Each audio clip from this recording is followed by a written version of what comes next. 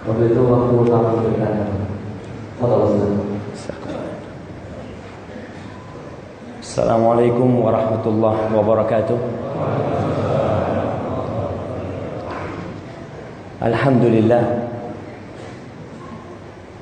alladzi bi ni'matihi tatimmu shalihah.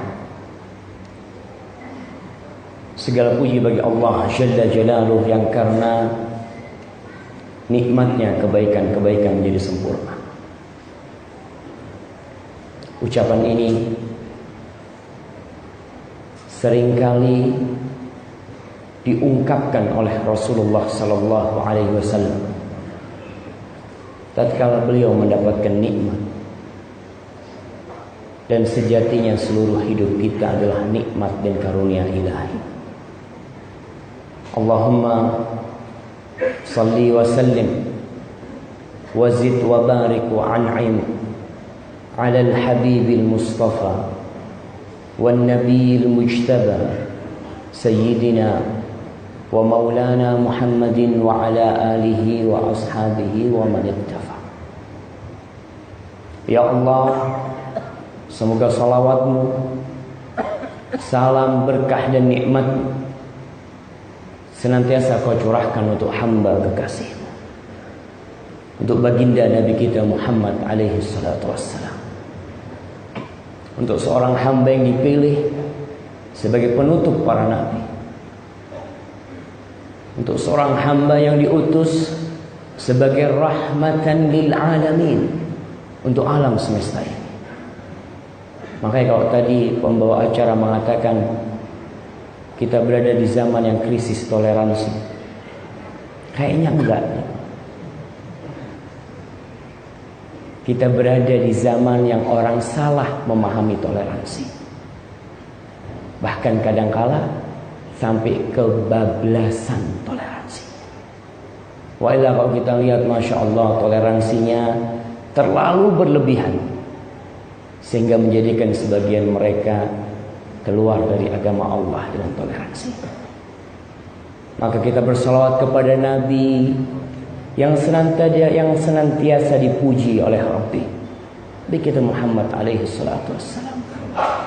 Bayangkan di antara cinta Allah kepada Nabi kita, Nabi Allah Jalla Jalaluhu tidak pernah memanggil nama Nabi dalam Al-Quran Al-Karim. Memanggil nggak pernah. Yang ada memberikan informasi, Muhammadun Rasulullah, informasi. Tapi ketika Allah memanggil Nabi kita, beliau panggil dengan ucapan ya ayyuhan nabiyyu, ya ayyuhar rasul. Subhanallah. Ini karena Allah cinta kepada hambanya, dan kita harus cinta kepada Rasulullah sallallahu alaihi wasallam. Di antara bentuk dan bukti cinta yang sangat ringan adalah bersalawat kepada beliau. Dan dalam setiap salat kita senantiasa mengatakan assalamu alayka ayyuhan nabi wa rahmatullahi wa barakatuh. Kita tidak mengatakan assalamu alayka ya Muhammad. Kita mengatakan assalamu alayka ayyuhan nabiyyu wa rahmatullahi wa barakatuh. Maka antum nih, kita semua yang mengaku sebagai umatnya Nabi Muhammad sallallahu alaihi wasallam, tatkala disebut nama beliau, antum jangan bengong. Tapi seharusnya lisan antum bersambut mengatakan sallallahu alaihi wasallam. Tapi ada orang-orang pelit, ada orang-orang bakhil, dan ada di antara kita yang meremehkan salawat kepada Nabi alaihi salatu wassalam. Padahal itu termasuk kunci kebahagiaan hamba. Semoga salawat bersambung untuk keluarga beliau, bersambung untuk anak-anak beliau,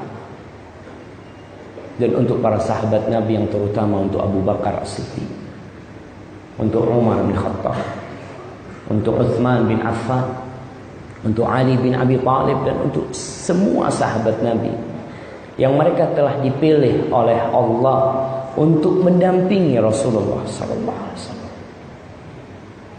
Sebagian orang berkata, andai kau hidup di masa itu, andai aku berjumpa dengan Rasul sallallahu alaihi wasallam, aku akan membela agama Allah ini, aku akan berjuang untuk beliau, aku akan memberikan segala yang aku miliki.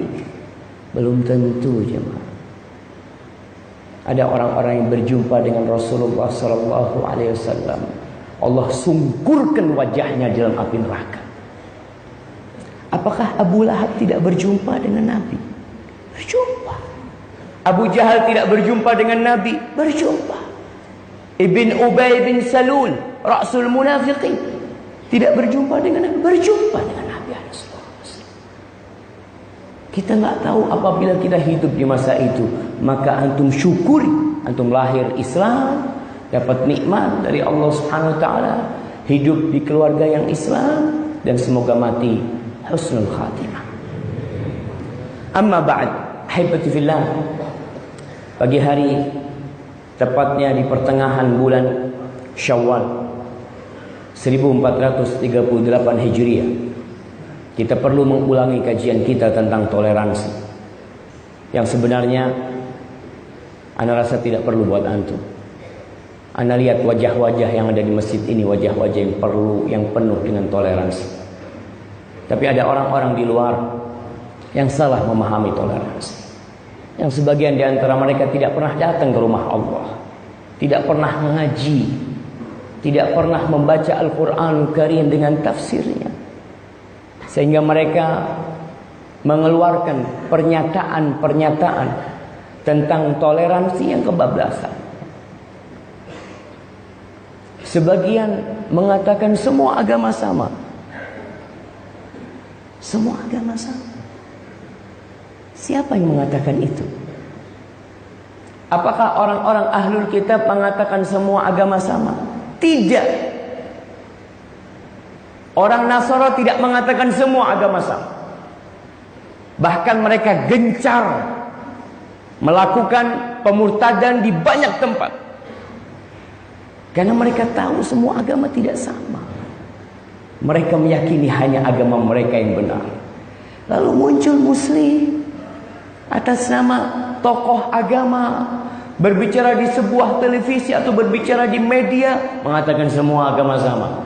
Allah tidak melihat kepada agamanya, Allah melihat kepada amalnya. Subhanallah. Ya, mungkin dia tidak membaca tadi surat yang dibaca oleh imam di rakaat kedua. Qul ya ayyuhal kafirun. Sebagian orang Masya Allah sensi kalau dengar ucapan kafir. Kenapa kau sensi? Padahal itu kau baca, disunahkan dibaca sebelum subuh, disunahkan dibaca 2 rakaat setelah maghrib. Senantiasa disunnahkan kau membaca Qul ya ayyuhal kafirun la a'budu ma ta'budun. Bicara tentang ibadah, bukan bicara tentang muamalah. Dan di akhir ayat apa yang dikatakan? Lakum dinukum syuf waliyadin. Nggak sama. Agamamu sama, nggak sama. Tapi kalau kamu bicara toleransi, jangan mengajari ikan berenang. Antum kalau membaca tulisan sejarawan-sejarawan barat, orientalis dari barat, yang mereka mengkaji tentang Islam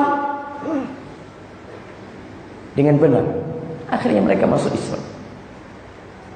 Banyak cuma itulah, ketika ada orientalis yang masuk Islam, apa media barat akan mengangkatnya? Lah, taruh di kotak, taruh di laci. Kalau bisa bukunya jangan dicetak, karena mereka tahu bahwasanya usaha media untuk menutup cahaya Islam itu terus dilakukan. Makanya kalau mau ngajarin umat Islam toleransi, salah kau. Dan biasanya Umat Islam dituntut toleransi kalau mereka mayoritas. Dituntut untuk toleransi. Nggak usah diajarin. Tatkala Islam menjadi sebuah negara yang terbentang sampai ke dataran Eropa, sampai ke Kazakhstan, sampai ke sana, jangan tanya Islam sudah bertoleransi. Tapi tatkala umat Islam minoritas, jangan bicara toleransi. Maka ini kadangkala yang tidak dimengerti oleh sebagian umat Islam yang belajar Islam di negeri barat. Belajar Islam di McGill, di Kanada. Belajar Islam di Sorbonne. Pulang, anak baru mendapatkan Islam di Eropa. Aji. Iya. Jadi selama ini kok di Indonesia nggak dapat? Nggak ada. Islam itu tertib kalau ngantri. Subhanallah. Semut tertib kalau ngantri. Kita lihat semut itu tertib kalau ngantri. Kalau kita bicara tentang antrian, nah Islam mengajarkan kepada ketertiban, kepada kebersihan, kepada kedisiplinan. Tapi Islam mengajarkan tauhid kepada Allah Jalla Jalla. Dan inti dari kehidupan ini adalah bertauhid kepada Allah Jalla Jalla. Allah mengatakan walaqad ba'atsna fi kulli ummatin rasulan an i'budullaha wajtanibut taghut. Hadha huwa tauhid. Hadza huwa la ilaha illallah yang diajarkan oleh Islam. Yang lainnya, nah, itu termasuk dari Islam. Tapi inti dari Islam adalah tauhid. Baik, kalau kita bicara toleransi. Alhamdulillah. Sekarang ada media. Ada kamera di sana yang ngerekam mana? Ada di sini satu, ada di sana satu. Harapan ana memang bukan hanya untuk antum yang di tempat ini, tapi untuk bangsa dan negeri kita, untuk masyarakat umat Islam supaya faham kalau Islam mengajarkan toleransi. Saat ada orang-orang yang ngebom sana, ngebom sini, nah, mereka belum belajar kitabnya, belum selesai, sehingga melakukan hal itu. Yang pertama, Islam menghormati manusia sebagai manusia, apapun agamanya. Ingat, Islam menghormati manusia sebagai dia itu manusia, apapun agamanya, apapun alirannya, apapun sukunya. Allah mengatakan surat Al-Isra ayat 70, walaqad karramna bani Adam. Kata Allah, dan kami benar-benar telah memuliakan anak cucu Adam. وَحَمَلْنَاهُمْ فِي الْبَرِّ وَالْبَحْرِ وَرَزَقْنَاهُمْ مِنَ الطَّيِّبَاتِ وَفَضَّلْنَاهُمْ عَلَى كَثِيرٍ مِّمَّنْ خَلَقْنَا تَفْضِيلًا. Itu kata Allah. Islam meyakini kalau semua manusia itu dihormati nama Allah, dan Allah yang memuliakan mereka. Allah berikan rezeki kepada mereka. Allah bawa mereka di daratan, di lautan, dan Allah berikan kemuliaan atas manusia dibandingkan dengan makhluk-makhluk lain, dengan kemuliaan yang Masya Allah. Laqad khalaqnal insana fi ahsani taqwim. Makanya Nabi SAW ketika haji wada, apa kata beliau? Mengingatkan manusia. Beliau berpidato menyeru sahabat-sahabatnya, ala kullukum min Adam wa Adam min turab. Kalian tahu kalian semua dari Adam, dan Adam dari tanah.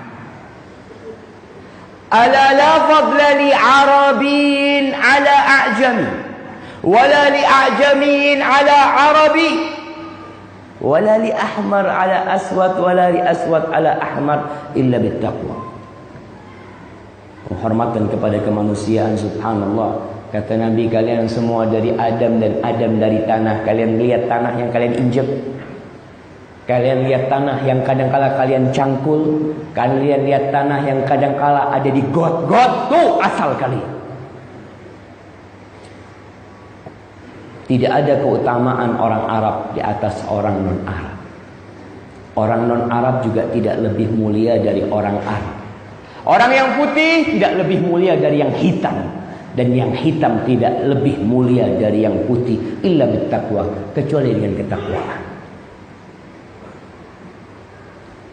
Dalam hadis riwayat Bukhari dan Muslim, ceritakan bahwa Rasulullah SAW lagi duduk-duduk sama para sahabatnya, lalu ada jenazah yang lewat. Beliau berdiri, para sahabat semuanya berdiri. Mereka mengatakan, ya Rasulullah, innaha jinazatu Yahudiin. Ya Rasulullah, ini jenazahnya orang Yahudi. Apa kata Nabi? Alaysat nafsan, bukankah dia juga jiwa?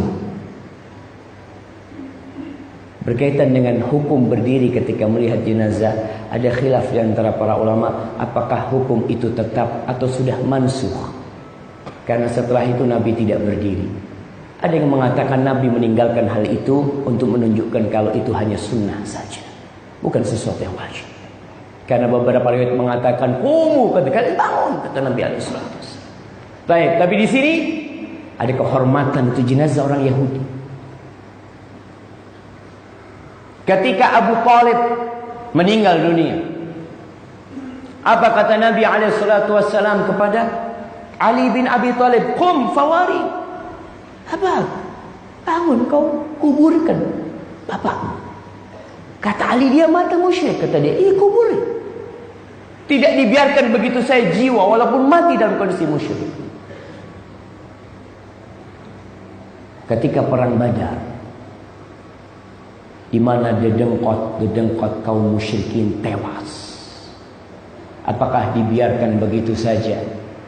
Tidak dimakamkan, dimasukkan ke sumur, tutup mereka.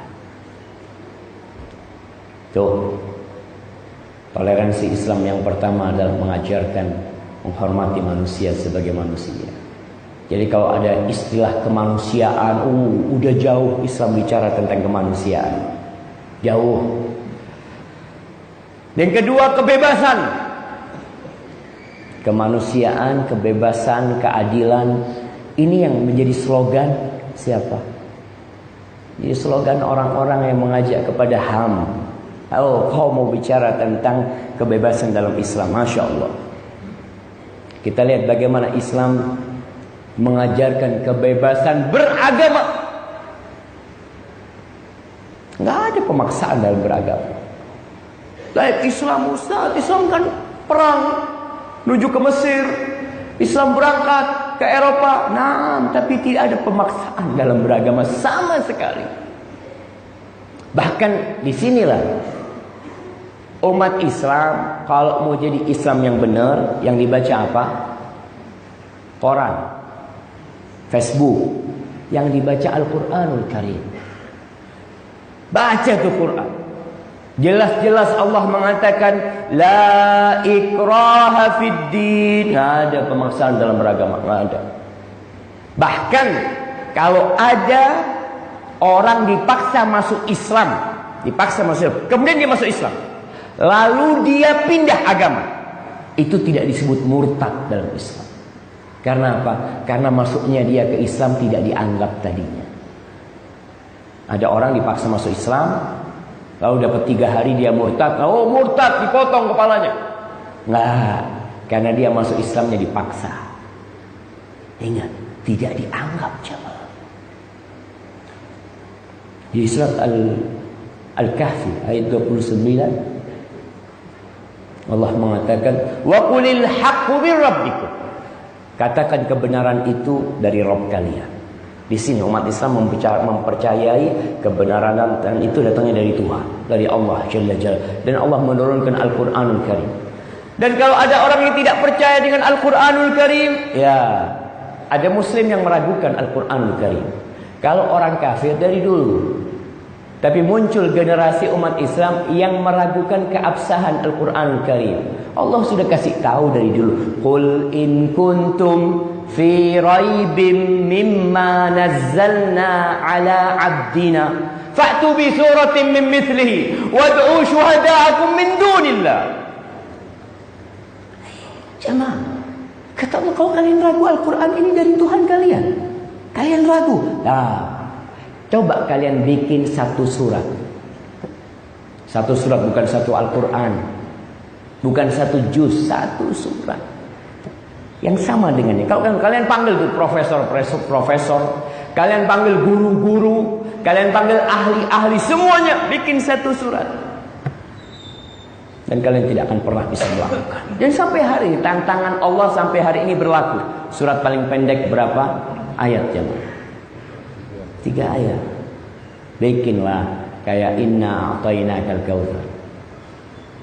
Maka Allah katakan wa qulil haqqu mir rabbikum. Kebenaran itu dari Rabb kalian. Tapi Allah mengatakan faman syaa'a falyu'min wa man syaa'a falyakfur. Barang siapa yang ingin beriman, tafadhol beriman. Yang ingin kufur, monggo, monggo.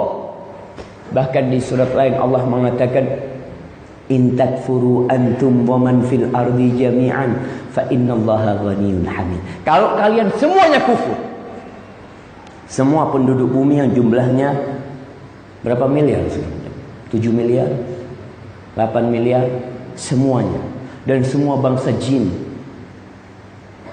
itu semuanya kufur, itu tidak akan mengurangi kekayaan Allah.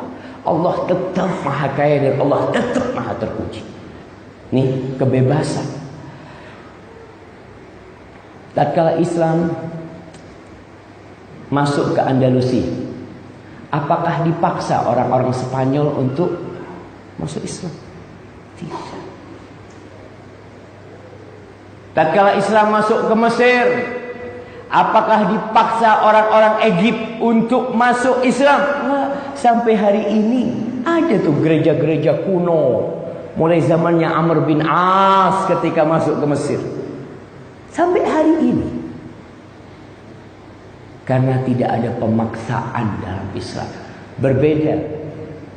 Berbeda dengan orang-orang Nasoro, dengan Ratu Isabella dan Raja God dan Bapa Paulus keberapa tatkala menguasai Spanyol kembali, dipaksa. Jangan ada orang yang namanya Muhammad, jangan ada. Jadi dari dulu jemaah, kalau sekarang muncul orang ke Amerika, orang kok namanya Muhammad diperketat, sebenarnya ini warisan siapa? Warisan Isabella dan Raja God di Andalusia. Nggak boleh ada nama Muhammad di Andalusia.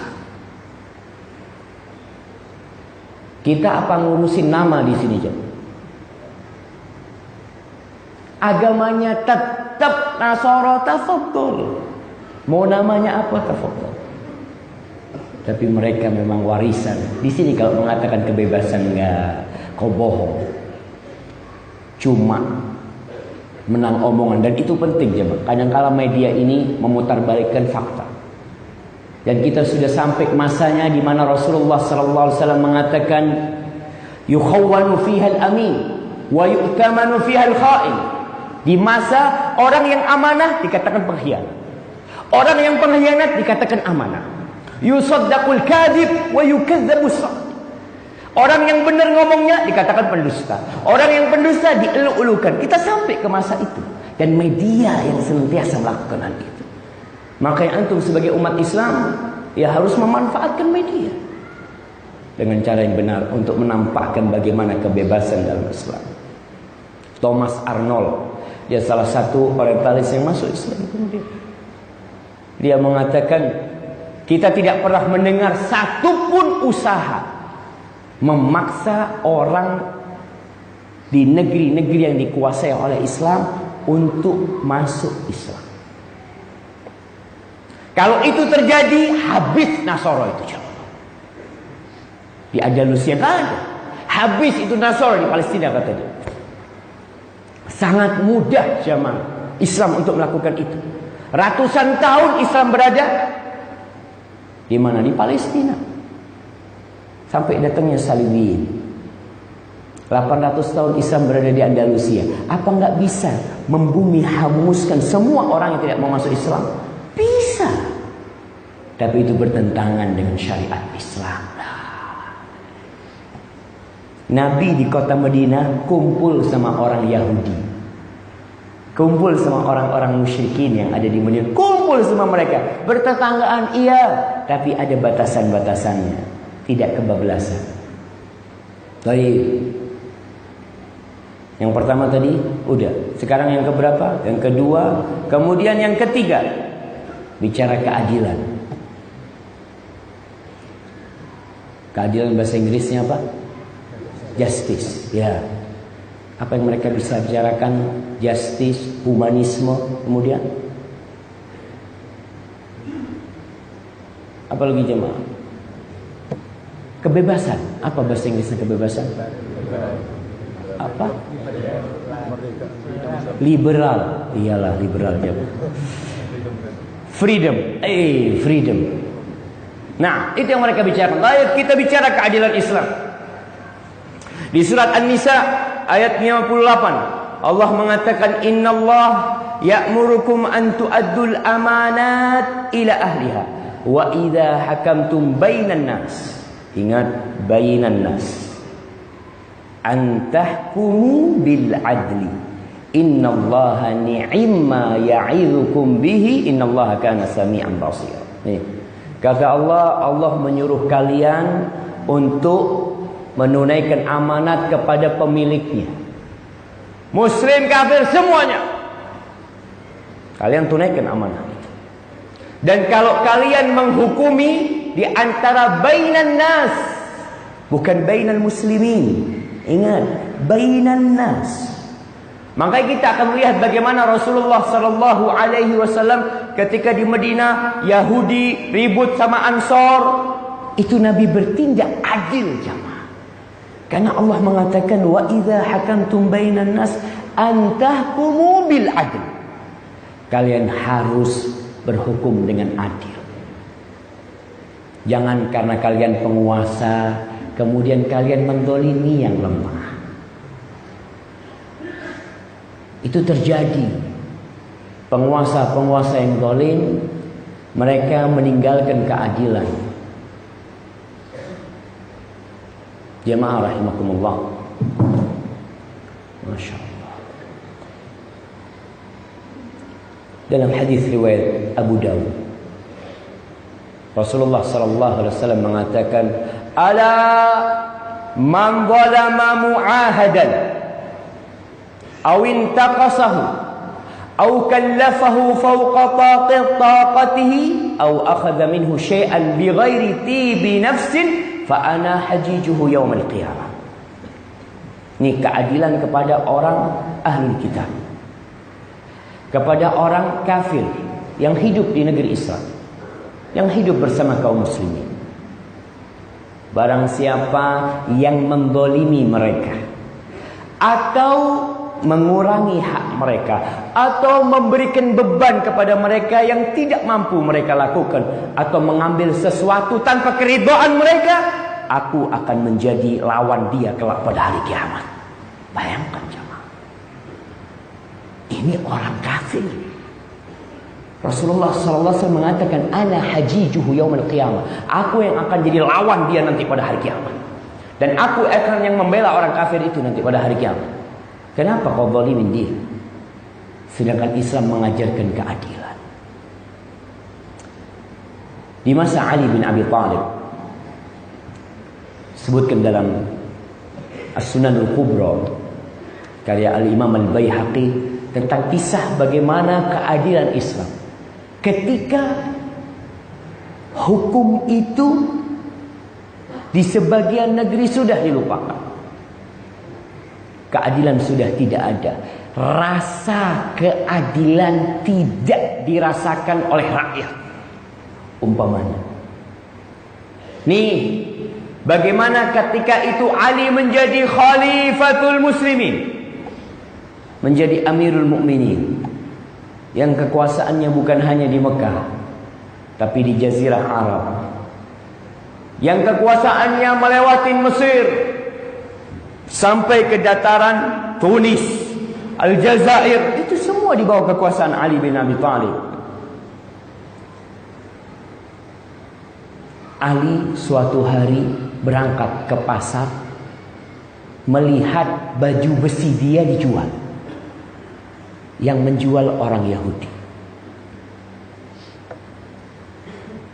Kata Ali, dir'i, ini baju besiku. Kata orang Yahudi, milikku ada di tanganku. Milikku ini.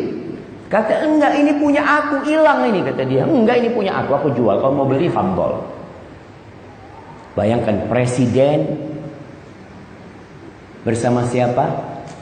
Bersama rakyatnya. Rakyatnya muslim apa non muslim? Yahudi lagi. Kalau Nasrani masih ringan, hada Yahudi. Yang dikatakan mereka suka membunuh para nabi.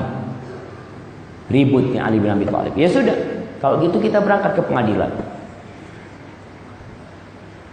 Ali seharusnya menjadi Amirul Mukminin. Tinggal ngomong, kalau sekarang ada pas pampres, sudah ambil itu, suruh pergi itu. Itu nggak dilakukan. Ini sudah kita ke pengadilan. Ini bagaimana Islam mengajarkan keadilan kepada semua manusia. Semua harus merasakan keadilan. Karena tindakan adil belum tentu dirasakan keadilannya oleh orang. Enggak, semena-mena itu bukan keadilan. Karena kita tidak merasakan keadilan. Udah berangkat ke mahkamah. Berangkat ke mahkamah.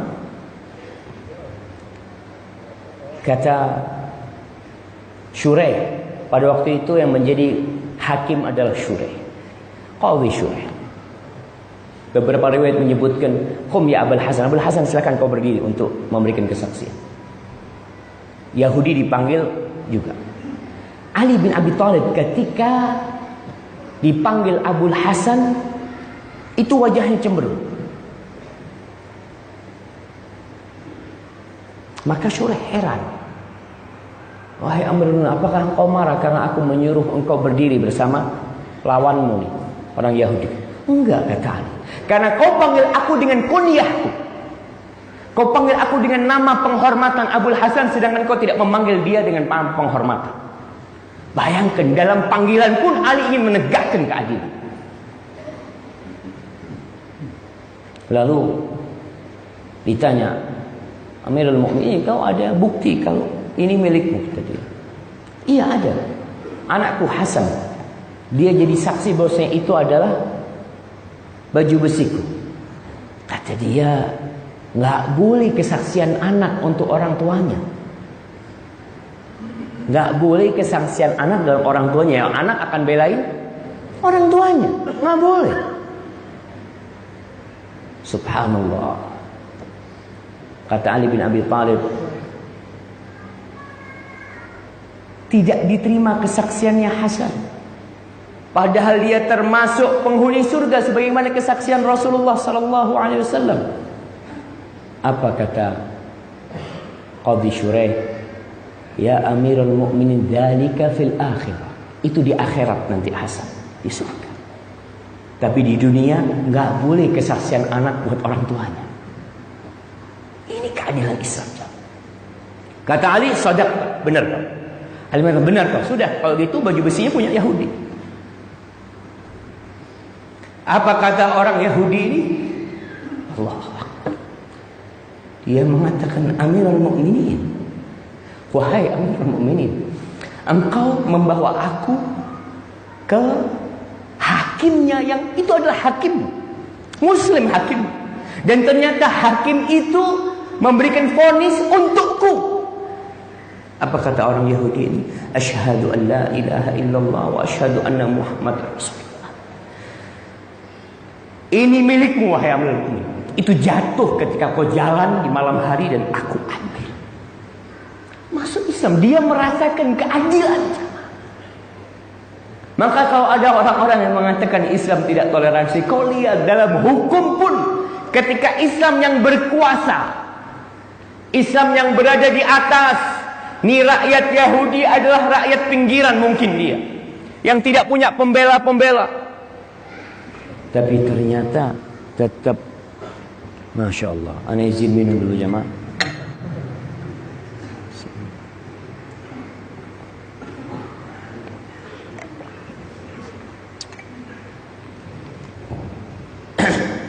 Alhamdulillah. Baik. Apa yang Ali lakukan setelah orang ini masuk Islam? Dihadiahkan. Oh, kayaknya anak salah pegang jemaah. Dihadiahkan itu baju besi kepada orang Yahudi. Jamaah, apa yang lebih Ali sukai? Baju besi itu kembali kepada dia atau Islamnya orang Yahudi itu? Islamnya orang Yahudi. Ali dapat pelajaran dari Rasulullah SAW ketika perang Khaybar tahun ke-7 Hijriah. Tatkala Nabi mengatakan kepada Ali bin Abi Thalib, "Imdi ala rislik." Ali, kau berangkat, unfut ala rislik, kau sekarang pergi. Hatta ta'tiya bisahatihim, sampai kau berada di tempat mereka, tempat orang-orang Yahudi, Khaybar. Thumma ad'uhum ila Islam. Islam itu tidak suka darah satu dikucurkan. La. Maka Ali diperintah, ud'uhum ilal Islam, panggil mereka kepada Islam, ajak mereka kepada Islam. La ayyahdiyallahu bika rajulan wahidan khairun laka min humrin na'am. Satu orang Yahudi bisa masuk Islam, satu orang. Gara-gara kau menjadi penyebabnya, itu lebih baik daripada onta merah. Maka di sini Ali bahagia banget kalau orang Yahudi itu dan dihadiahkan kepada dia. Ini kalau kita bicara keadilan. Baik, yang keempat, dalam urusan muamalah. Kita punya tetangga Yahudi, kita punya tetangga mungkin yang di sini Hindu, kita punya tetangga yang Buddha, punya tetangga Nasara, punya tetangga apapun agamanya. Bagaimana sikap kita terhadap mereka? Baca tuh surat Al-Mumtahanah ayat 8. Allah mengatakan, La yanhaakumullah 'anil ladzina lam yuqatilukum fid din wa lam yukhrijukum min diyarikum an tabarruhum wa tuqsitu ilaihim. Innallaha yuhibbul muqsitin. Ayat 7 ayat 8. Kata Allah, Allah tidak melarang kalian untuk berbuat baik, untuk berbuat adil kepada siapa? Kepada orang-orang yang tidak memerangi kalian fid din, dalam agama. Siapapun orangnya, asalkan dia tidak memerangi kita, asalkan dia tidak mengusir kita dari tempat kita, maka kita diperintahkan berbuat baik kepada mereka. Allah cinta kepada orang-orang yang berlaku adil. Terus kenapa ada perang? Kenapa sejarah Islam mencatat adanya pembunuhan-pembunuhan, darah yang dikucurkan? Ya, ini kau harus paham. Innama yanhaakumullah 'anil ladzina qatalukum fid din. Yang Allah larang kalian berbuat baik adalah kepada orang-orang yang memerangi kalian dalam urusan agama. Nggak boleh kita memerangi orang-orang Islam, membantu umat-umat Islam, lalu kita berbuat baik terus sama mereka. Nggak boleh. Gimana kau berbuat baik sama mereka? Nggak boleh. Wa akhrajukum min diyarikum, dia mengusir kalian dari kampung kalian. Wa zaharu ala ikhrajikum, dan dia membantu mendukung pengusiran kalian. Antawallauhum, nggak boleh kalian memberikan loyalitas kalian kepada mereka. Muamalat tafadhal, tapi loyalitas, urusan cinta, dukungan nggak boleh. Wa may yatawallahum, barang siapa yang menjadikan orang-orang kafir, Masya Allah, barang siapa yang menjadikan mereka orang-orang kafir yang memerangi umat Islam sebagai teman-teman mereka, pelindung-pelindung mereka, maka mereka adalah orang-orang yang zalim. Masya Allah. Kayaknya mic-nya udah capek ya, Mak. Jadi ingat, Masya Allah.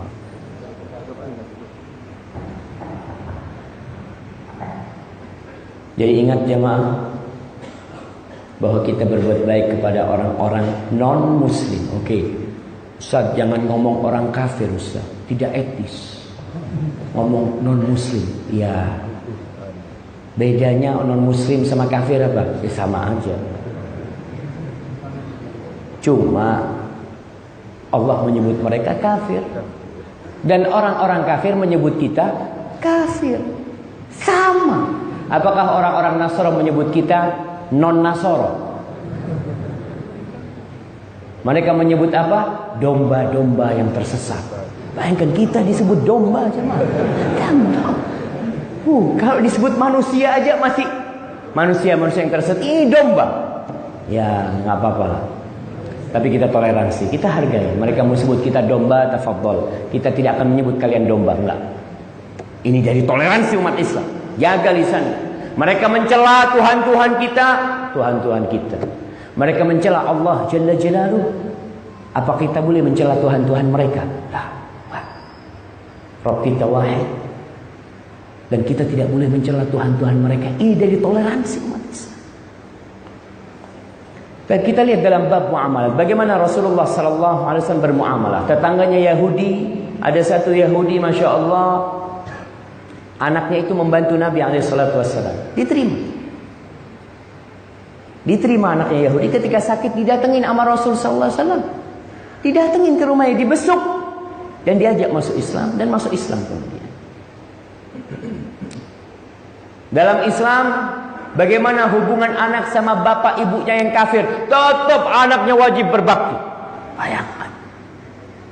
Kan kadang-kala ada orang lain agama, sudah selamat tinggal. Wah, dalam Islam tetap berbakti. Allah mengatakan di surat Luqman, "Wa in jahadaka 'ala an tusyrika bima laysa laka bihi 'ilmun fala tuti'huma." Kalau orang tuamu memaksamu, ini maksa. Kadang-kala orang tua seperti itu. Kita lihat peristiwa bagaimana sebagian sahabat dipaksa untuk keluar dari Islam. Dan sampai hari ini ada di negeri kita. Pemaksaan kepada anak-anak yang umpamanya masuk Islam oleh keluarganya, dilakukan tindakan-tindakan kezaliman kepada mereka. Tapi dalam Islam, kalau ada orang tua yang memaksa anaknya untuk berbuat syirik, fala tuti'huma, jangan taat. Jangan taat, enggak boleh patuh. Tapi engkau tetap wasahibhuma fid dunya ma'rufa. Engkau wajib berbakti kepada keduanya, menemani keduanya dengan cara yang ma'ruf. Tetap. Orang tuanya kafir enggak, anak enggak akan kasih makan biar dia masuk Islam. Boleh anak seperti itu. Ayahku, ingat kau sudah sakit-sakitan, aku enggak akan kasih makan kau sampai kau masuk Islam. Boleh? Boleh jemaah. Tetap kau kasih makan orang tuamu, kau rawat orang tua. Dan ini yang menunjukkan indahnya Islam. Al-Auza'i pernah kedatangan satu orang dari Tastur, dari daerah Irak atau Iran sana, ke Libanon. Dia belajar, dia lihat sama Auza'i ini kok orang asing ya, nggak biasa ngaji di situ. Tanya, kau dari mana? Dari Tastur, kata dia, atau Tustur nama negerinya. Ditanya, bagaimana keluargamu? Kata dia, keluargaku masih Majusi. Dia masuk Islam, keluarganya masih Majusi. Bapakku Majusi, kata dia. Coba kau pulang. Disuruh pulang sama Auza'i, kau pulang. Siapa tahu bapakmu bisa dapat hidayah lewat engkau. Kau pulang. Kasihan bapakku. Pulang ya. Berangkat ke Tustur. Sampai Tustur ternyata abahnya sakit. Dirawat sama anaknya, dirawat. Bapaknya heran sama anaknya yang pulang dari Libanon ke Tustur hanya untuk merawat orang tuanya. Dia tanya, "Nak, agamamu ini apa sih, Nak?" "Kalau agamaku anak muslim." Diceritakan, Islam itu mengajarkan ini itu macam-macam. Akhirnya ayahnya mengatakan, "Asyhadu an la ilaha illallah wa asyhadu anna Muhammad Rasulullah sallallahu alaihi wasallam." Setelah itu meninggal dunia ayah. Bayangkan. Sampai seperti itu Islam mengajarkan toleransi. Baik, Asma binti Abu Bakar. Ibunya dia musyrik. Suatu hari datang ke Madinah, mau jumpain Asma. Anaknya mau dijumpai. Asma takut. Dia laporan kepada Nabi SAW. "Ya Rasulullah, inna ummi qadimat wa hiya raghibah Wahai Rasulullah SAW, ibuku datang dalam kondisi dia masih musyrik. Apa yang harus aku lakukan? Apa kata Nabi SAW? Sili ummati. Tetap kau jaga silaturahim dengan ibumu. Kau berbuat baik sama ibumu. Seperti ini Islam mengajarkan jamaah. Jadi ada keponakannya yang non muslim, oh jangan dibantu dalam Islam, kau bantu. Bantu. Ustaz, dia musyrik, Ustaz, iya kau bantu. Dengan ini mungkin ada hidayah Islam buat dia. Kita enggak kadang-kala jamaah, selamat tinggal. Kecuali mereka memerangi. Ini enggak, kadang-kala kita yang harus berusaha ngambil hati mereka. Al-Imam Bukhari dalam kitabnya Al-Adabul Mufrad meriwayatkan dari Mujahid bin Jabr bahwa Abdullah bin Amr bin As, ini ada orang-orang kumpul di rumahnya Abdullah bin Amr bin As. Lalu sahabat Nabi ini mengatakan kepada pembantunya dia atau budaknya dia, budaknya ini lagi ngulitin kambing. Anak semalam makan kambing, nggak tahu apakah yang menyuguhkan kambing ke anak berbagi kepada tetangganya yang non muslim, nggak tahu. Mudah-mudahan berbagi. Nah, ini lagi ngulitin kambing. Ya gulam, kata Abdullah bin Amr, ya gulam, idza faraghta fabda bijarnya Yahudi. Kalau kau udah selesai, kau mulai dengan tetangga kita yang Yahudi. Yang pertama yang Yahudi. Antum bisa bayangin. Antum kebencian Yahudi kepada Islam jangan ditanya. Oh, kayaknya waktu Anda belum 1 jam. Baik. Kata Abdullah bin Amr bin As, mulai dengan tetangga yang Yahudi. Kita nih umat Islam belajar ini enggak? Kalau kita bikin makanan, yang dicari yang muslim doang. Ini Hindu jangan dikasih. Cari yang muslim. Aduh, jauh banget yang muslim. Ya udah, enggak usah dikasih, makan sendiri. Nah, belajar kalau babul muamalah Islam, Masya Allah. Fabda bijaril Yahudi. Faqala rajulun minal qaum, yang hadir itu di tempatnya Abdullah bin Amr bin As mengatakan, al-Yahudi asrahakallah. Orang Yahudi yang kau mau kasih, semoga Allah memperbaikimu. Ini bayangkan, seorang tabi'in melihat pekerjaan atau yang dilakukan oleh Abdullah bin Amr bin As salah. Makanya dia mengatakan semoga Allah memperbaikimu. Bayangkan sahabat ditegur, dikritik oleh seorang tabi'in. Karena melihat berarti orang tabi'in ini yang ada di tempat itu nggak pernah berbuat baik sama tetangganya yang non muslim. Dia beranggapan hadis-hadis tentang berbuat baik kepada tetangga khusus untuk muslim. Itu pemahaman dia, salah pemahaman itu. Buktinya siapa? Ini pemahaman sahabat. Abdullah bin Amr bin As, salah satu perawi hadis terbanyak. Apa kata dia? Sami'tu an-nabiyya sallallahu alaihi wasallam yaqulu anna Jibril awsani bil jar, ma zala Jibril yusini bil jar hatta dhanantu annahu sayuwarith. Nabi mengatakan Jibril terus memberikan wasiat kepada aku agar aku berbuat baik kepada tetangga, sehingga aku mengira tetangga akan dapat warisan. Bayangkan, Abdullah bin Amr bin As memahami hadis ini umum. Kalau ada yang bicara lintas agama, ya semua agama, kalau ada tetangga kita wajib berbuat baik sama dia. Mulai sekarang nih, mulai sekarang antum lakukan. Tunjukkan umat Islam di Bali yang di sini minoritas, mereka baik kepada tetangga-tetangga yang non muslim. Ketika antum menyembelih sesuatu, jangan menyembelih. Ya, orang berduit mungkin yang bisa potong kambing. Tapi kau mungkin bikin kue. Aroma kue itu tercium ke tetanggamu. Kau goreng pisang, goreng pisang. Karena terus terang, apalagi di rumah-rumah yang besar jamaah ya, komplek-komplek yang besar, hidupnya sudah nafsi-nafsi. Bahkan ada sebagian orang, Masya Allah, dia cerita di Jakarta, Ustaz, anak punya tetangga nggak tahu sama tetangga. Tahu-tahu ana lihat kok wajahnya ganti ya. Ternyata sudah dijual ke orang lain, dia pun tidak tahu. Maka jangan. Islam mengajarkan toleransi. Mungkin tetanggamu sakit, kau kunjungi. Non muslim, kunjungin. Datengin. Kau butuh sesuatu, ada tetangga baru pindah, jangan mengatakan, aduh tetangganya non muslim lagi ini. Allah mudah-mudahan cepat pindah dia. Dia udah tutup pintu, gak mau berbuat baik sama tetangganya. Kau datang ke sana, kau tunjukkan, ana muslim. Nih akhlaknya muslim, tunjuk. Bagaimana engkau menghormatin dia. Dikatakan di depan, kadangkala di depan mereka tertulis tidak boleh parkir di depan pagar. Kau tulis, untuk tetanggaku silahkan parkir di depan pagarku. Hai jemaah, kenapa kau tidak mau lakukan itu? Katakan, nih muslim nahna, silahkan kau parkir di situ, karena kau tetanggaku. Kalau kita tidak melakukan itu, kita yang udah ngaji, kita yang hadir di masjid ini, kita yang sholat tiap hari di masjid, tidak melakukan itu, nunggu siapa yang melakukan jamaah? Maka kita harus menjadi orang yang awal memulai. Bahkan kalau bisa itu kata Amr bin As, mulai dengan tetanggaku yang Yahudi. Kau punya tetangga muslim, kau mulai dengan yang Hindu, kau mulai dengan yang non muslim. Tunjukkan bahwa Islam agama yang mulia.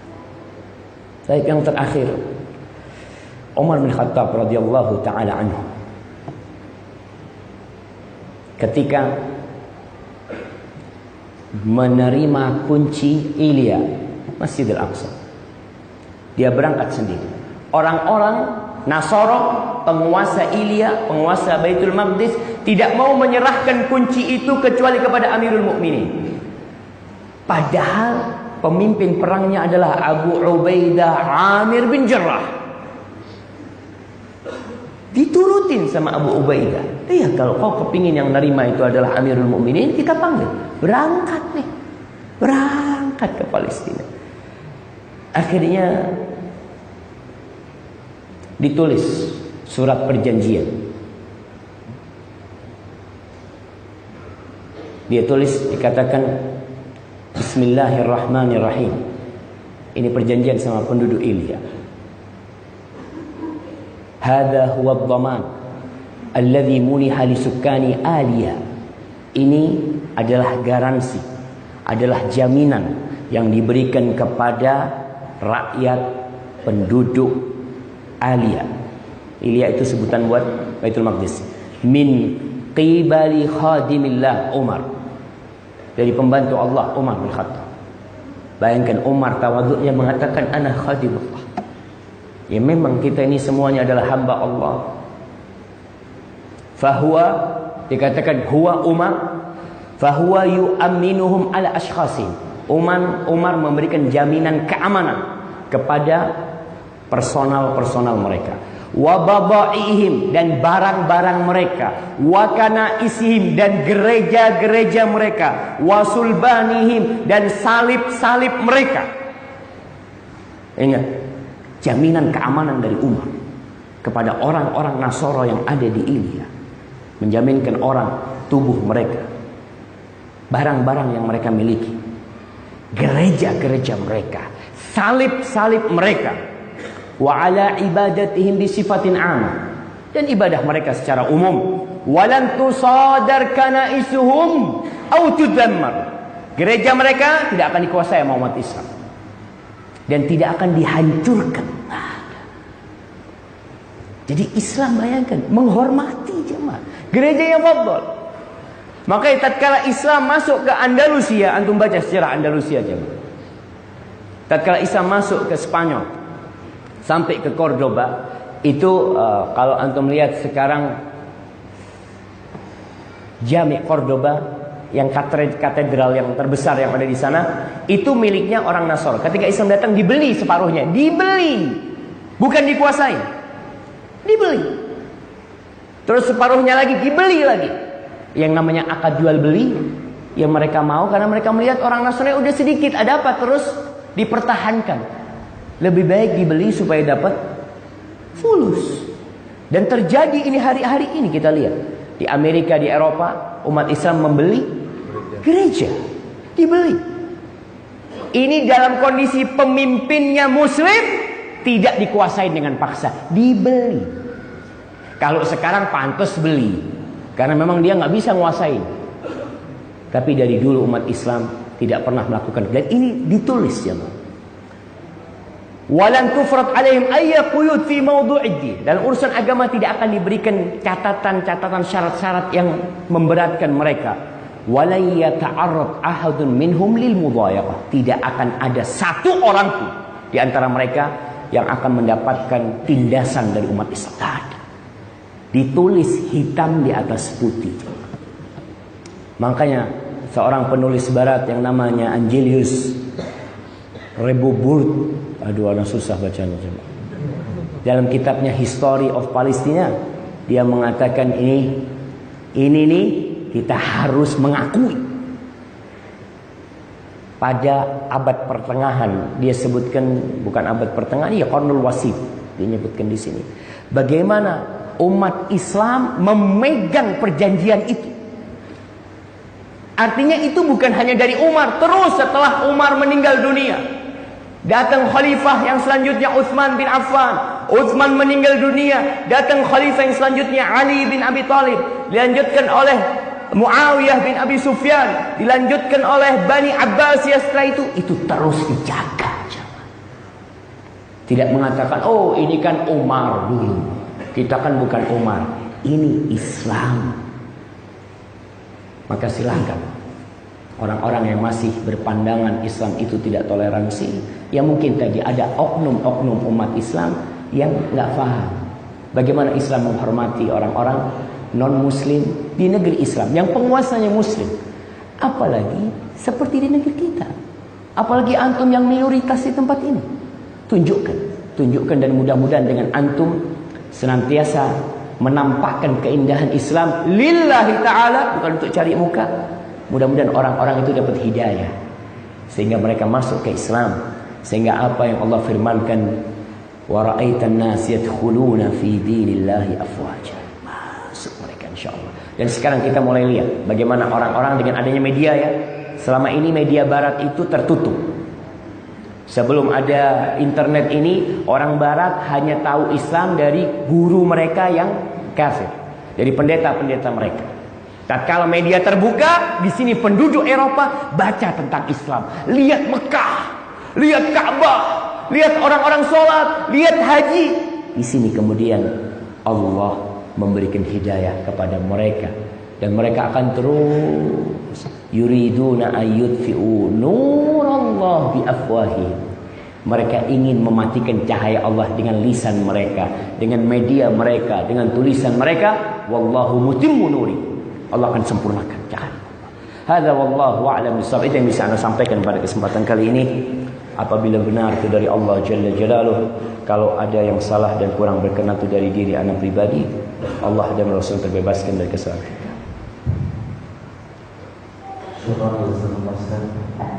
Sebelum kita lanjut kepada sesi tanya dan ada pertanyaan masuk ke video Ustaz ini, namun saya menerima ada 3 pertanyaan yang kurang lebih isinya sama. Jadi saya singkat, saya kumpulkan tiga-tiganya. Ya, begini Ustaz. Toleransi atau tasawuf banyak bersifat luas. Bagaimana dengan internal di umat Islam itu sendiri?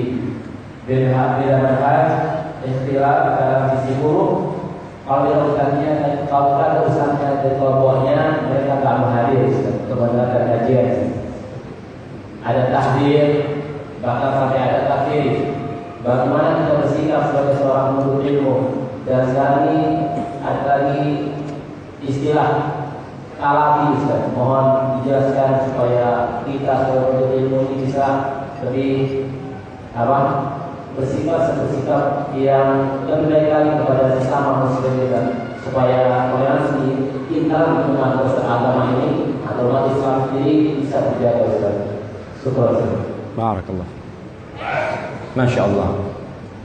Iya, pertanyaan yang sangat menarik sekali jemaah ya. Walaupun tadi kita berbicara tentang toleransi dengan non-muslim, kadang-kala kita perlu berbicara tentang al-ukhuwah al-islamiyah itu sendiri. Bicaranya bukan toleransi, bicaranya adalah persaudaraan. Dalam Islam Hadis Nabi SAW jelas, unsur akhaka zaliman aw mazlum.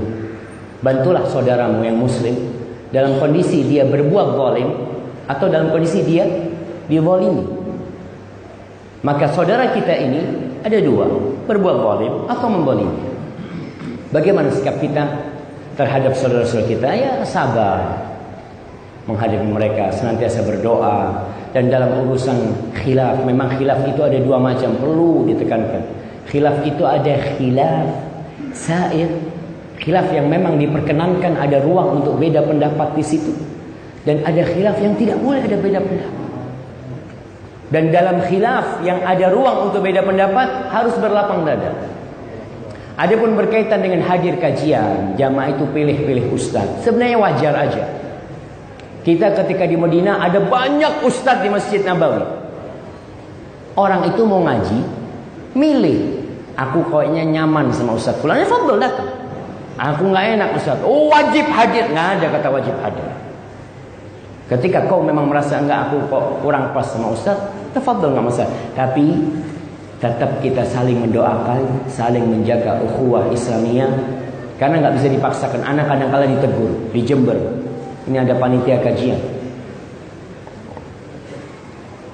dari Jember datang, dia ada omongan dari masyarakat. Ini kenapa sih orang-orang kalau Ustaz Syafiq yang hadir kok rame? Kalau Ustaz Fulan yang hadir kok cuma sedikit? Ana ngomong, Ana selalu sampaikan, kok hadir ambil manfaat dari ustaz-ustaz yang mereka mengajak kepada sunnah dengan pemahaman salafus saleh, kok aja. Tapi mereka tetap tidak hadir. Apa Ana bisa maksa? Nggak bisa.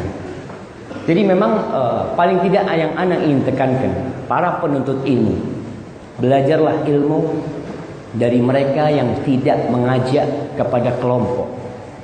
Ingat, tidak mengajak kepada kelompok, tapi mengajak kepada Allah dan Rasul. Nabi disuruh ud'u ila sabili rabbik. Kau panggillah kepada jalan Rabb. Panggil kepada jalan Rabb. Bukan kepada diri harus gabung sama Anda. Karena kalau sudah terjadi pengkotakan jamaah, terjadi fanatisme dalam beragama, ya rusak. Fanatisme madhab aja. Kalau antum membaca sejarah fanatisme madhab 4 nih. Madhab Syafi'i, madhab Hanafi, madhab Maliki, dan madhab Hambali. Di antara mereka dahulu di Masjidil Haram, sebelum Malik Abdul Aziz masuk ke Masjidil Haram, di Masjidil Haram itu ada 4 mihrab. Antum bisa bayangin 4 mihrab. Yang pertama sholat, mazhab yang pertama Hanafi, sholat. Yang Syafi'i, yang Maliki duduk ngeliatin mereka sholat. Udah selesai, yuk kita sholat. Yang mazhab Maliki. Selesai Maliki sholat, yang mazhab Syafi'i. Seperti itu fanatisme dalam mazhab sampai waktu yang dekat jamaah. Dan sebagian orang mengatakan, sebagian mazhab nih, tidak boleh Syafi'i menikah dengan Hanafi. Itu terjadi. Adapun berkaitan dengan masalah adanya tahdzir, adanya mungkin takfir, dan kita harus belajar. Harus belajar Islam secara utuh, secara kafah. Dan penuntut ilmu itu menyibukkan diri dengan menuntut ilmu. Kau belajar, jangan ngikutin ributnya yang di atas. Kadangkala penuntut ilmu ini bikin masalah yang kecil jadi besar banget. Padahal nggak ada masalah. Ya udah, kau belajar, kau nuntut ilmu. Ada istilah tadi disebutkan talafi. Talafi itu artinya yang rusak ya. Ya biarinlah. Kau jalan menuntut ilmu, cari keridhaan Allah Jalla Jalaluh. Mudah-mudahan Allah meridhai. Dan saling mendoakan. Kita tahu mungkin ada saudara kita, ini saudara Ana Ustaz, Masya Allah, ke masjid enggak, liberal, apalagi liberal gitu. Kalau ngelihat orang pakai jenggot, oh kambingnya mau lewat, ya apa? Kayak gitu. Apa kisah kita, sikap kita kepada orang semua? Doakan mereka, doakan, kasih nasihat dengan cara yang baik. Dan orang-orang yang menulis ya, anak nasihatin semua yang nulis komentar kadang-kala di Facebook, nulis komentar di Twitter, atau nulis di mana aja di dunia maya dia tulis komentar, hati-hati, tulisan itu antum akan baca kelak pada hari kiamat. Ma yalfidu min qaulin illa ladaihi raqibun atid. Maka ketika engkau menulis, pikir, kira-kira yang aku tulis ini ada di timbangan kebaikanku, ada di rapot kebaikanku, aku akan terima dengan tangan kananku, atau aku akan terima dengan tangan kiriku. Maka untuk lihat, hati-hati dalam masalah fitnah, lebih baik diam. Jaga lisannya. Biar ulama yang berbicara, biar ustaz-ustaz yang berbicara, yang murid-murid jangan malah ngasih bensin. Saya bakar, keren nih. Jadi, ada. Masya Allah. Assalamualaikum Ustaz. Bagaimana sikap kita bertoleransi kepada orang murtad? Ya mungkin ada sebagian saudara kita yang murtad jemaah, karena banyak hal. Salah satu sebabnya kebodohan mereka. Salah satu sebabnya kemiskinan. Salah satu sebabnya jauh dari keluarga yang menjaga dia. Maka pentingnya silaturahim dijaga. Ada teman Masya Allah itu adiknya murtad mau dibunuh sama kakak. Dia datang sama Ustaz, ini mantan preman. Ana ngomong Ustaz, ana udah biasa bunuh orang Ustaz. Ini murtad nih, bikin malu keluarga, ana mau bunuh. Ana ngomong bang, jangan bang, duduk sini bang. Ana tanya sama bang, dia kok jadi murtad karena apa? Cerita, iya Ustaz, dia itu menikah sama muslim dulunya, lalu cerai, lalu hidup sendirian sama anak-anaknya. Ini salah satu sebab. Ketika hidup sendirian, keluarga nafsi-nafsi, baru berjumpa setahun sekali. Kira-kira bagaimana kondisi adiknya? Sang kakak nggak tahu ternyata adiknya sudah pacaran sama non-muslim. Maka di sini seorang kakak harus perhatian sama adiknya, sama keluarganya. Dengan adanya media sekarang, Masya Allah, engkau bisa telepon kondisi adikmu gimana, tanya, perhatikan. Ketika dia mau nikah, kau carikan jodoh. Tapi banyak orang sudah nafsi-nafsi. Maka kita yang harus memperbaiki. Bagaimana toleransi dengan saudara kita yang murtad? Ya ajak dia kembali kepada saya. Kau cari penyebabnya apa? Kalau kau lihat kesalahan itu, mungkin kau punya peran di kesalahan itu. Ada kau. Karena kau membiarkan kakakmu, membiarkan adikmu melakukan sesuatu yang seharusnya tidak dia lakukan. Karena ada pemurtadan yang modelnya lewat pernikahan. Banyak. Anak ketika menulis disertasi tentang peran lembaga Islam dalam membendung kristenisasi di Indonesia, ternyata banyak peran. Ya Allah, bahkan anaknya ustadz jemaah. Anaknya ustadz. Itu kejadian di Jawa Barat. Anaknya ustadz ini kadang-kala ada ustadz, ya ustadz mungkin keilmuannya belum mumpuni, anaknya pacaran dibiarin. Akhirnya anaknya hamil. Hamil anak. Alhamdulillah. Itu sudah kau harus nikah kata orang tuanya. Panggil datang pacarnya. Kata pacarnya, iya saya siap bertanggung jawab menikahi putri bapak asalkan di gereja. Bapaknya, dia lihat anaknya lebih baik dapat dosa zina daripada murtad. Enggak bisa kata orang tuanya. Sudah. Ternyata sang anak di dalam bunuh diri. Hati-hati dengan ini. Makanya perhatian keluarga sama keluarga yang lainnya itu penting sekali untuk menjaga mereka. Dan silaturahim ini kalau dijaga, pertama akan mengentas kebodohan. Karena di setiap keluarga ada satu yang menonjol insya Allah. Mengentas kemiskinan. Karena ada insya Allah di setiap keluarga satu yang kaya, satu yang cukup. Sehingga dia bisa membantu yang lainnya. Kenapa Islam menekankan masalah silaturahim? Karena salah satu yang untuk menjaga akidah itu sendiri. Hadza wallahu a'lam bishawab. Ustaz, ana mau tanya, bagaimana memakai toleransi dengan benar sesuai dengan surat Al-Kafirun di ayat terakhir? Sebab seperti kita tahu bahwa banyak milisi liberal yang mempengaruhi masyarakat awam memakai toleransi secara berlebihan. Itulah jemaah. Ya dengan kita memberikan pemahaman yang benar tentang toleransi. Makanya mungkin teman-teman yang di Bali perlu mengadakan kajian berulang kali tentang toleransi. Jangan bosan, oh kajian ini lagi. Perlu jemaah. Karena media ini mengulang-ulangi terus tentang masalah liberalisme. Dan media ini memiliki kekuatan. Kekuatan apa? Kekuatan tadi membuat yang pembohong jadi, membuat pecundang jadi pahlawan. Iya. Karena diulangin terus. TV sini, TV 2, sana, ngomong itu lagi, ngomong. Pernah berhenti liberal berbicara tentang masalah semua agama sama? Nggak pernah berhenti. Dan terus mereka melakukan itu. Tugas kita gimana? Lakum dinukum walidin, kan udah disebutkan dari awal. Qul ya ayyuhal kafirun, kau kafir, aku beriman. Agamamu, agamaku. Nggak sama agamaku sama agamamu. Jelas. Dan mereka pun meyakini hal itu. Dan kenapa umat Islam yang dipaksa untuk mengakui hal itu, sedangkan mereka tidak? Dan sebuah keyakinan tidak bisa ditawar-tawar, jemaah. Dan anak katakan Al-Quran ini sudah 1451 tahun. Betul. Turunnya Al-Quran 13 tahun sebelum hijrahnya Rasulullah SAW. Dan diamalkan oleh umat Islam dan hidup damai. Jangan dikatakan kalau tidak mengakui semua agama sama, hidup itu akan kacau di negeri, akan ada isu sara. Lah, nggak ada isu sara, itu dibikin-bikin. Nggak ada. Kau baca sejarah Islam. Dan yang terjadi, bagaimana orang-orang Denmark membuat karikatur tentang Nabi Muhammad SAW. Kau diam. Kau tidak pernah berbicara. Bagaimana umat Islam dibantai di Gaza. Kau diam. Kau mengatakan semua agama sama. Ya, kita perlu terus memberikan pengkajian yang benar tentang toleransi. Dan tunjukkan antum yang udah ngaji, Anda ingatkan kembali, tunjukkan masalah tetangga, bagaimana antum baik sama tetangga. Mudah-mudahan dengan cara seperti itu, pemahaman. Anda pernah ngisi kajian di Lubuk Linggau, di Sumatera. Yang mengadakan itu Kapolres.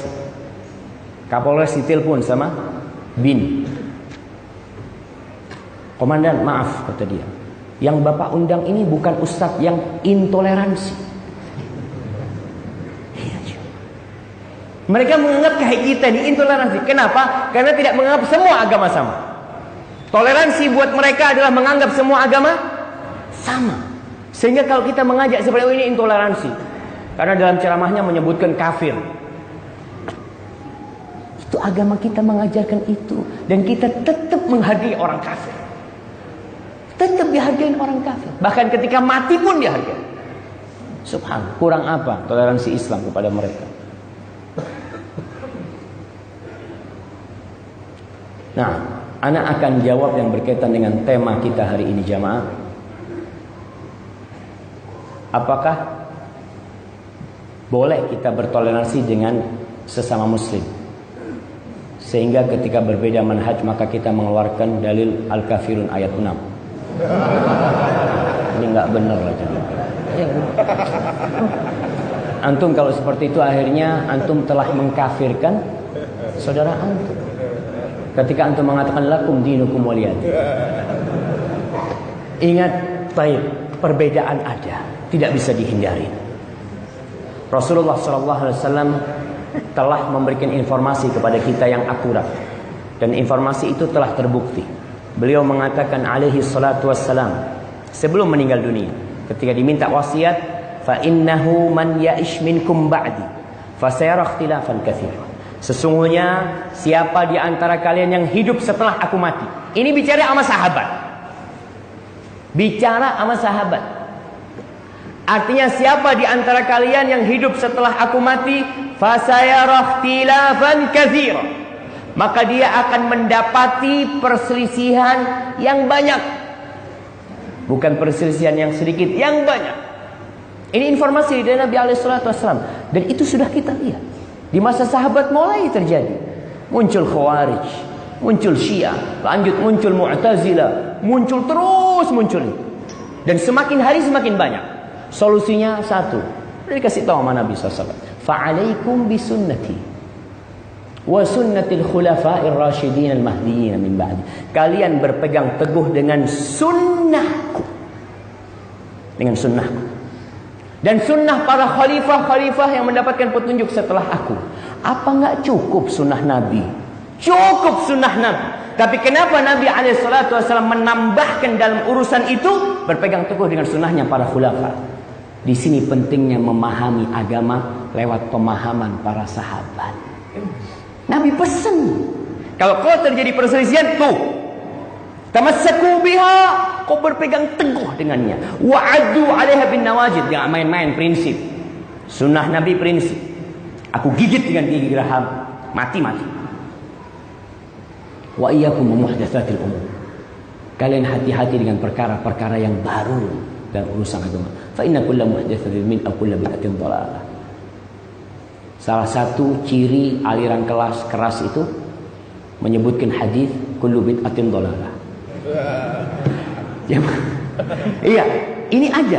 Ini disebutkan salah satu ciri aliran keras itu menyebutkan kullu bid'atin dhalalah. Itu hadis Nabi alaihi salatu wassalam.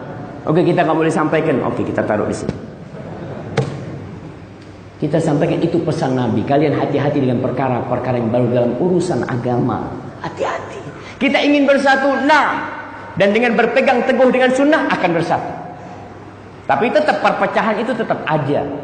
Dan Nabi alaihi salatu wassalam mengatakan, iftaraqatil yahud ala 71 firqah wa iftaraqatin nasara ala 72 firqah wa sataftariqu hadhihi al-ummah ila 73 firqah kulluha fi an-nar illa wahidah. Akan berpecah belah umatku ini menjadi 73 golongan. Perpecahan tidak bisa dihindarkan. Solusinya apa? Tanya, yang selamat itu cuma satu. 72 di neraka, yang satu selamat. Para sahabat tanya, yang selamat itu siapa? Ma'ana alaihi wa ashabi. Wa ashabi. Ma'ana alaihi wa ashabi. Yang aku berada di atasnya sunnah. Wa ashabi, ini sahabat-sahabat Nabi Muhammad SAW. Memahami Islam dengan pemahaman mereka. Dan tolong kita berusaha menjaga hati jemaah. Dan urusan perselisihan, tadi antum belajar, antum jangan ribut-ribut, ikut ribut, antum pelajarin. Aku mau belajar sunnah Nabi, mau belajar sunnah para sahabat, sehingga aku mengerti. Jangan ribut tentang fulan. Ada yang kerjanya baca tahdiran terus. Senang dia di Facebook. Ada, ya. Kirim, share ke sana. Antum seharusnya baca Al-Quran Karim. Antum baca Al-Quran Karim dan share Al-Quran itu kepada mereka. Sampaikan Al-Quran itu kepada mereka. Jamaah, ana cukupkan di sini jamaah karena bentar lagi mau kajian lagi. Apabila yang ana sampaikan benar itu dari Allah Jalla Jalaluh, kalau ada yang salah dan kurang berkenan itu dari diri ana pribadi. Allah dan Rasul terbebaskan dari kesalahan itu. Mohon maaf apabila ada yang tidak ana jawab dari pertanyaan ini. Subhanakallahumma wa bihamdika asyhadu an la ilaha illa anta astaghfiruka wa atubu ilaik. Wassalamualaikum warahmatullahi wabarakatuh.